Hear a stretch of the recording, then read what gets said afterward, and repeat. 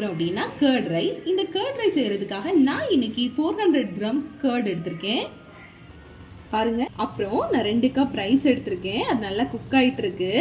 இப்போ அதை வடிக்கக்கூடிய டைம் தான். பாருங்க, இந்த மாதிரி கொஞ்சம் குழஞ்சு வரணும். இந்த டைமில் நம்ம வடித்து எடுத்துடலாம். குக் ஆகிடுச்சு.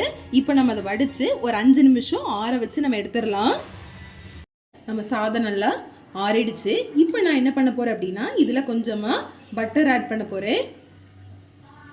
பட்டர் ஆட் பண்ணியாச்சு. இதை நல்லா மிக்ஸ் பண்ணிக்கோங்க. நல்லா மிக்ஸ் பண்ணிக்கோங்க. நம்ம மிக்ஸ் பண்ணும்போதே நம்மளோட பட்டர் வந்து நல்லா மெல்ட் ஆகிடும்.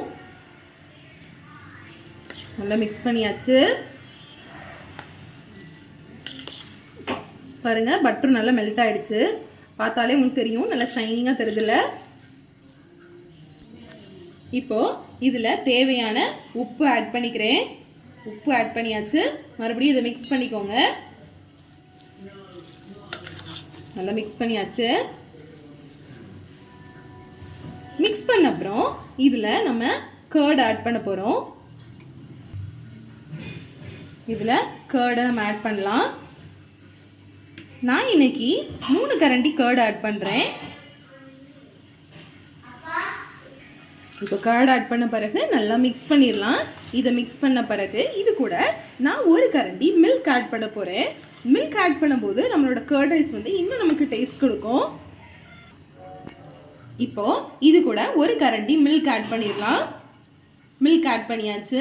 மறுபடியும் இதை நல்லா மிக்ஸ் பண்ணிடலாம். பாருங்க, இப்போ நல்லா மிக்ஸ் பண்ணியாச்சு. மிக்ஸ் பண்ண பிறகு இந்த கன்சிஸ்டன்சியில் நமக்கு கர்ட் ரைஸ் கிடைக்கும். இப்போ நம்ம தால்சத்தை இதில் ஊற்றிடலாம்.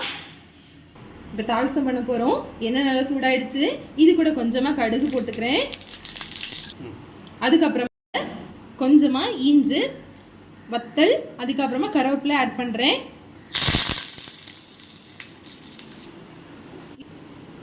இப்போ இந்த தால்சத்தை ஆட் பண்ண பிறகு இதை நல்லா மிக்ஸ் பண்ணிடலாம்.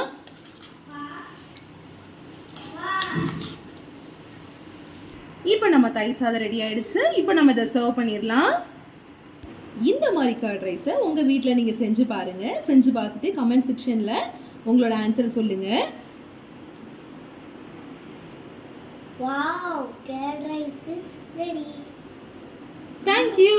God bless you.